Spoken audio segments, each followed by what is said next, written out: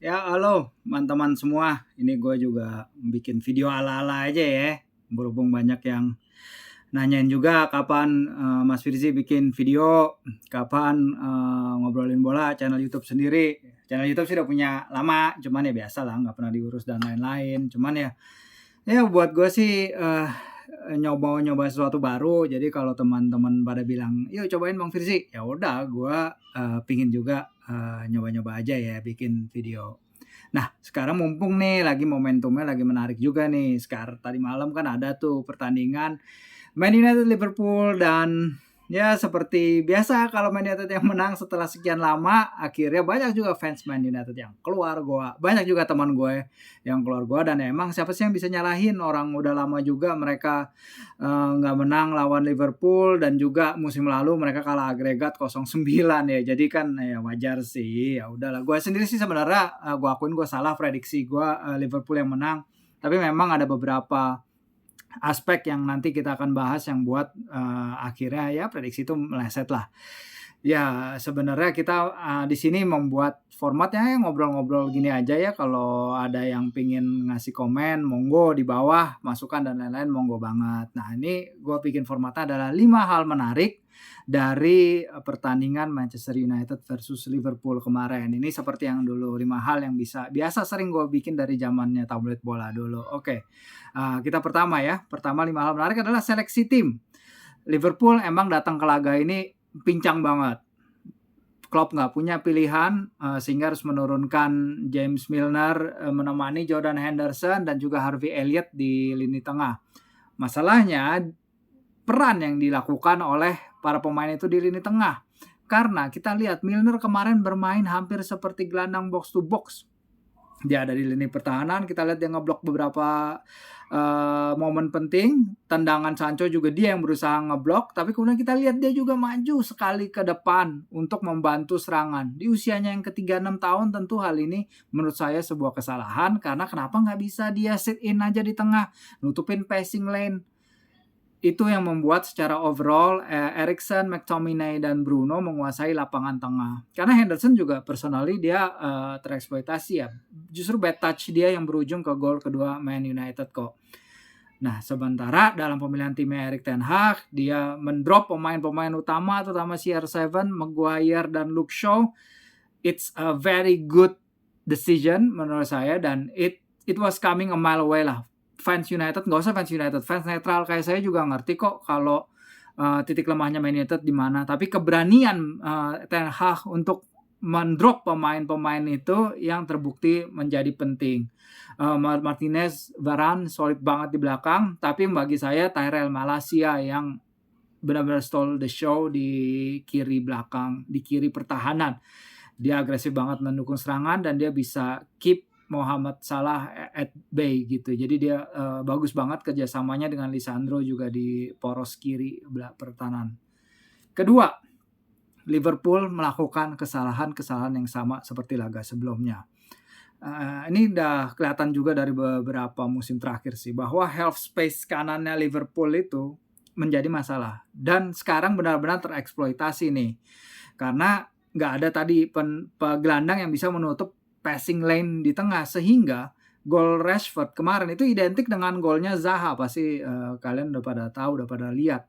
Di Anfield ya, ketika melawan Palace, yang gagal step up itu Nat Phillips. Di sini yang gagal step up Gomez. The whole defensive structure jadi berantakan karena satu pemain gagal set up. Satu bola terobosan langsung berbuah gol. Ini yang harus diwaspadai Liverpool ke depannya, karena Trent Arnold sebagus apapun dia nyerang, tapi dia terekspos sebagai seorang bek kanan yang menurut saya ada gagap bertahannya deh. Di sini dia biasanya rely Fabinho untuk mengcover the spaces, mengcover passing lanes, mengcover kalau dia lagi nyerang. Fabinho bisa turun, tapi kemarin nggak ada Fabinho dan Hendo, dia nggak bisa melakukan pekerjaan itu. Ternyata Milner juga terlalu sering pergi kemana-mana, jadi dia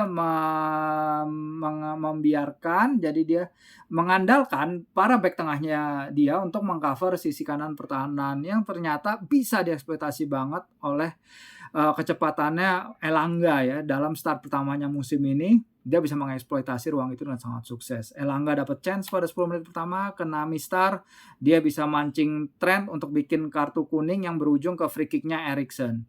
Jadi memang ini adalah suatu permasalahan yang harus dibenahi juga. Ketiga, Man United tajam di pertandingan ini. Ini nggak seperti biasanya musim ini. Karena tim lawan membuat kesalahan oke. Tapi para pemain MU juga harus mengeksploitasi kesalahan-kesalahan itu. Di sini hebatnya Man United malam kemarin. Walaupun tanpa CR7 sekalipun ya. Man United berhasil nyetak 2 gol dari expected goals hanya 1,6. Jadi selama 2 laga awal, ini jauh lebih efektif dari 2 laga awal. Di mana mereka underperforming XG-nya mereka. Expected goals mereka 2 laga awal itu 2,88. Jadi mereka diekspektasi mencetak setidaknya 3 gol. Tapi pada 2 laga awal mereka hanya melakukan 1 gol. Itu pun gol bunuh diri Alexis McAllister. Jadi kita lihat creating chances itu bukan masalah bagi Man United. Man United mereka juga mencatatkan 20 tembakan on target sebelum melawan Liverpool dari 2 laga awal. Bukan tembakan on target tapi 20 tembakan di dalam kotak penalti. Itu hanya kalah 1 dari Manchester City. Tapi Manchester City udah nyetak 6 gol, Man United baru 1.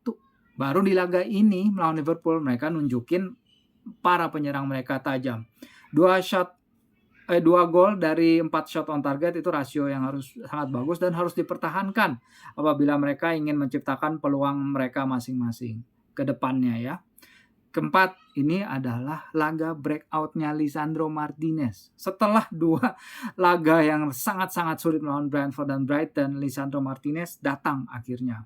Ya memang beban besar sih udah ditanggung Martinez dari awal dia datang, dari awal media udah mengkritik tingginya yang berapa 174-175 cm untuk seorang bek tengah. Dia jadi target khusus Brentford dan Brighton sebelum ini, bahkan dia harus ditarik keluar. Ya pasti udah pada tahu ya ketika Man United udah tertinggal 0-4 lawan Brentford. Jadi lawan Liverpool tapi dia nunjukin the other side of his game. He's feisty on the ball, dia terengginas ya terjemahannya. Dia cerdas dalam timing melakukan tackle, dia tahu kapan harus memotong bola atau kapan harus mundur, dan dia pintar membaca arah serangan. Dan juga sekali melakukan clearance of the line, abis Bruno blunder yang hampir bikin gol bunuh diri. Bagi saya, Lisandro needs a good game, dan pas banget laga itu datang hari ini. Nah, yang kelima dan yang terakhir, what now untuk sisa bursa transfer? Karena laga ini menunjukkan bahwa kedua tim masih bisa improve di bursa, terutama Liverpool. Jurgen Klopp bilang LFC nggak panik kok di bursa walaupun tinggal berapa nih 1,5 minggu lagi penutupan, tapi jelas sektor central midfield adalah suatu sektor yang perlu mereka benahi. This is not just about mereka kehilangan pemain-pemain yang cedera pada pertandingan ini, tapi kedepannya mereka emang perlu mengganti a big rebuild di sektor tengah ini. Thiago Alcantara manusia kaca, dia absen dalam seberapa banyak pertandingan dari 2 musim sejak dia bergabung. Milner musim depan 37 tahun, apakah masih akan dipaksa untuk melakukan pergerakan box to box lagi? Naby Keita, Alex Oxlade-Chamberlain masuk tahun terakhir kontrak.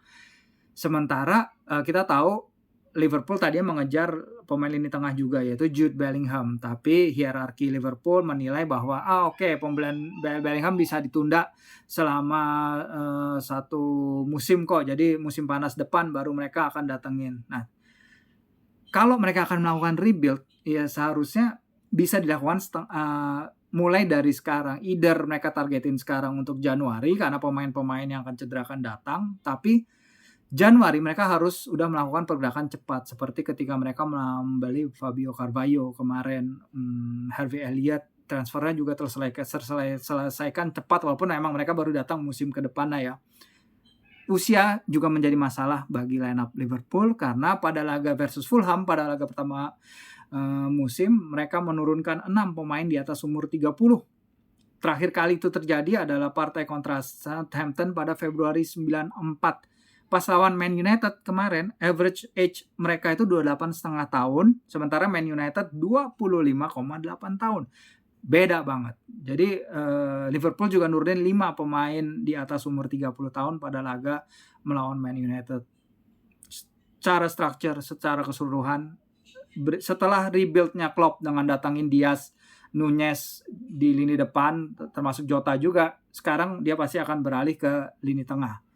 Sementara bagi Man United, Casemiro he's a good player. Gue suka lihat dia main di Madrid. He's a winner. 18 gelar dia menangin selama di Madrid. Serial winner yang mungkin mentality-nya nggak dimiliki para gelandang bertahan sekarang. Man United ya, saya so sorry, tapi McFred itu dua-duanya ya udah nggak bisa lah. Waktunya udah lewat, bukan pemain yang kedepannya secara konsisten akan bisa membantu Man United lagi, walaupun mereka adalah bagian dari tim yang membawa tim Man United ini ke peringkat kedua ya dalam beberapa tahun terakhir. Tapi Casemiro maybe the first world class defensive midfielder pertama yang Man United miliki sejak Roy Keane cabut pada 2005. Karena ketika itu ya pemain kayak Schweinsteiger juga udah declining, Schneiderlin, siapa lagi, Kleberson, they're not up to the standards lah. Dan tentu aja satu striker lagi masih dibutuhkan karena cedera ke Martial, cedera ke Rashford. They don't have nothing di depan. Tapi kalau itu berarti datengin Anthony seharga 100 juta, it's too much menurut saya, dan ada beberapa pengamat sepak bola Belanda juga yang mengatakan 100 juta buat Anthony is too much. Apalagi dia baru 2 musim berpengalaman di Liga Eropa, itu juga baru di Liga Belanda.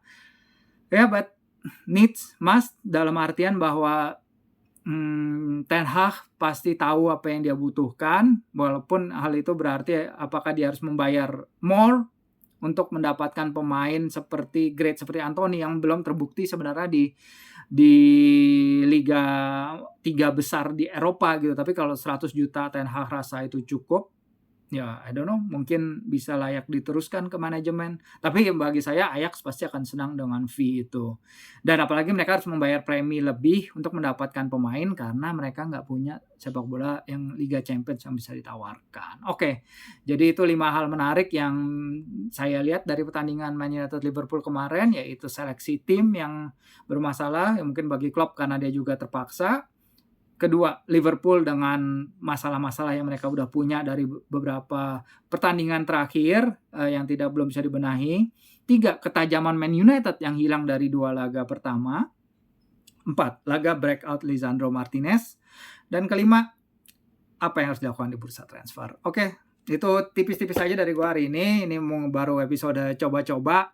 Nggak harap yang nonton banyak juga, tapi bagi yang nonton tolong kasih komennya aja ya di bawah bagaimana improvement dan lain-lain. Ini cuman project sampingan gua aja, pinggiran gua aja, tapi kalau emang banyak yang nonton dan banyak yang suka, feedback kalian tentu pasti gue perhatikan, dan we will make this better, dan akan berusaha untuk memberikan yang terbaik bagi para pembaca dan pemirsa semua. Thank you guys, bye.